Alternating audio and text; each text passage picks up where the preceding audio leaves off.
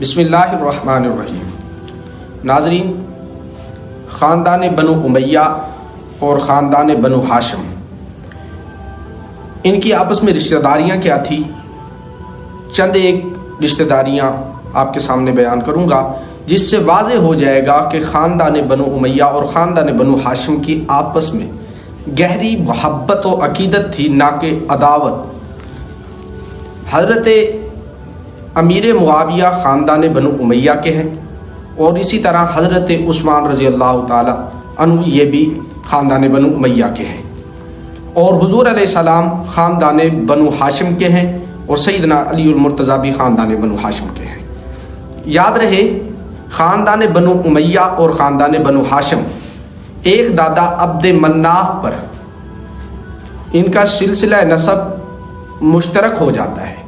ان کا دادا عبد مناف دونوں خاندانوں کا جو ہے وہ مشترک ہے۔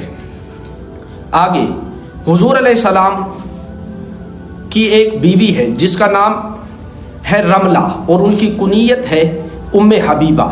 یہ جو ام حبیبہ ہیں یہ حضرت ابو سفیان ان کی بیٹی ہیں، اور حضرت امیر معاویہ رضی اللہ تعالی عنہ کی بہن ہے، پہلی رشتہ داری۔ اور دوسری، حضرت امیر معاویہ رضی اللہ تعالی عنہ، ان کے گھر میں، ان کے حرم میں، ان کے نکاح میں ایک عورت تھی جن کا نام تھا قریبۃ الصغریٰ۔ یہ قریبۃ الصغریٰ کون ہے؟ یہ حضور علیہ السلام کی ایک زوجہ محترمہ ام المومنین سیدہ ام سلمہ رضی اللہ تعالی عنہا کی بہن ہے۔ اس نسبت سے حضرت امیر معاویہ مسلمانوں کے خالو بھی ٹھہرے۔ آگے چلیے، حضرت امیر معاویہ کی ایک بہن ہے جس کا نام ہے میمونہ۔ میمونہ کو اللہ نے ایک بیٹی دی جس کا نام رکھا گیا لیلا۔ یہ ہوئی حضرت میمونہ کی بہن کی بیٹی ٹی لیلا، اور یہ جو لیلا ہے یہ بھانجی کس کی ہے؟ حضرت امیر معاویہ کی۔ اور یہ ماں کس کی ہے اور کس کے حرم میں تھی؟ یہ ماں تھی حضرت علی اکبر بن حسین کی جو شہید کربلا ہیں، اور یہ بیوی تھی حضرت حسین شاہ کربلا کی۔ یہ شہید کربلا اور شاہ کربلا دونوں کا خاندان بنو امیہ میں گہرا رشتہ ہے۔ آگے چلیے، یہ اسی طرح حضور علیہ السلام اور حضرت علی کے چچا حضرت عباس، ان کے ایک فرزند ہیں جن کا نام ہے عبید اللہ۔ یہ جو عبید اللہ ہیں ان کو اللہ نے ایک بیٹی عطا کی جن کا نام لبابہ رکھا گیا۔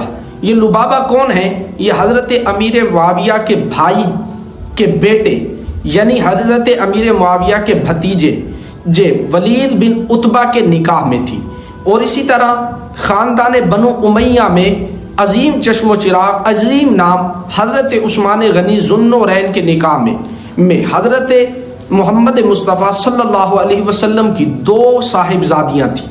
یک کے بعد دیگرے دو صاحبزادیوں سے حضور علیہ السلام نے حضرت عثمان کا نکاح کروایا۔ یہ جو حضرت علی کا قول تو خود موجود ہے، فنکحنا وانکحنا، ہم نے تو ان میں نکاح لیے بھی ہیں اور نکاح دیے بھی ہیں، یعنی کہ خاندان بنو امیہ اور بنو ہاشم میں دشمنی نہیں۔